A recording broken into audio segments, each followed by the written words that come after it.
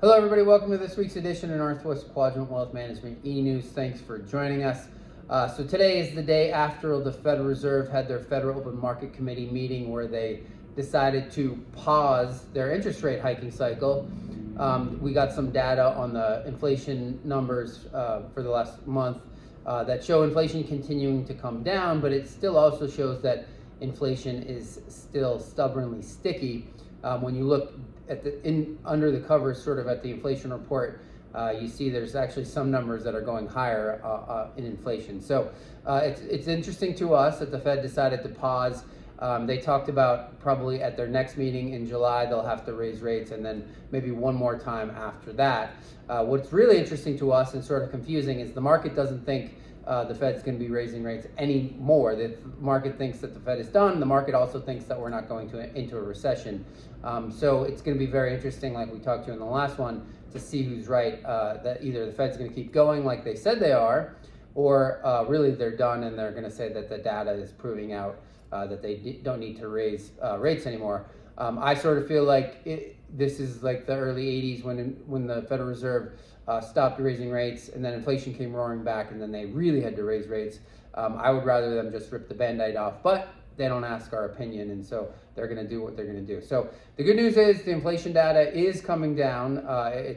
But the next sort of 2 or 3% that the Fed wants to move inflation lower is going to be much more difficult than the first 4%. So Josh can talk about what we see happening sort of in the second half of the year and into 2024.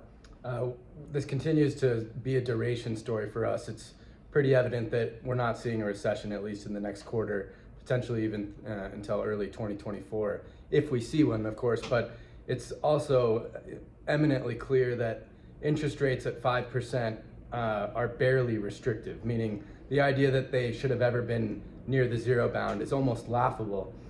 Where they are today, we're still seeing sufficient economic growth that there is absolutely no justification for them to have ever been lower. And when you look at what's done well in the market this year, it's really clear that the speculative impulse out there is nowhere close to being suppressed by the current level of interest rates.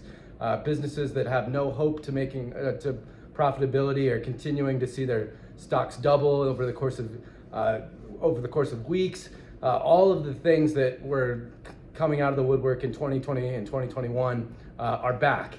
And what it tells us is that the actual level of interest rates should be substantially higher than it really is.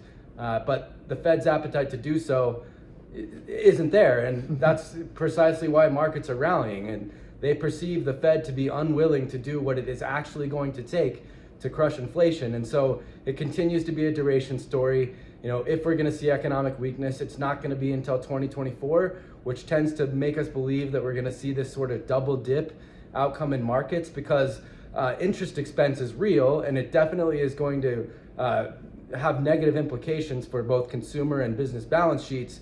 But that's not going to be felt until next year, particularly in the corporate side, when all of those companies that gorged on free debt have to go refinance it at substantially higher rates. That's when you start to see that attrition into earnings. And so that's why what we see now, while it feels great, it doesn't make us very sanguine, because it just means that there's probably going to be a price to pay later.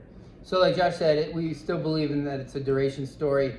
We wish the Federal Reserve would just rip the Band-Aid off and get it over with, but that's not what they're going to do. So they're extending the duration of this probably inevitable slowdown.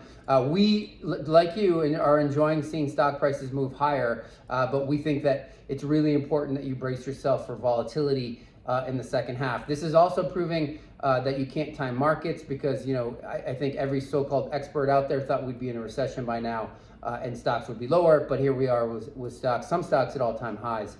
And so that's more proof that you can't time markets. And you know what, Josh and I could get this, we could be totally wrong about all of it, and the worst could be behind us. So that's why we stay invested. The good news is the bond side of your portfolios finally have some yield, and then all the stock side of your portfolio, all those dividends being reinvested. When stocks do finally start a new bull market, which we already could be in, you'll have a higher share count. So as always, if you have questions about your situation or your account, call the office, 800-743-0988, or email one of us, Josh or Tyler, at northwestquadrantwealth.com. We'll see you back here in 2 weeks.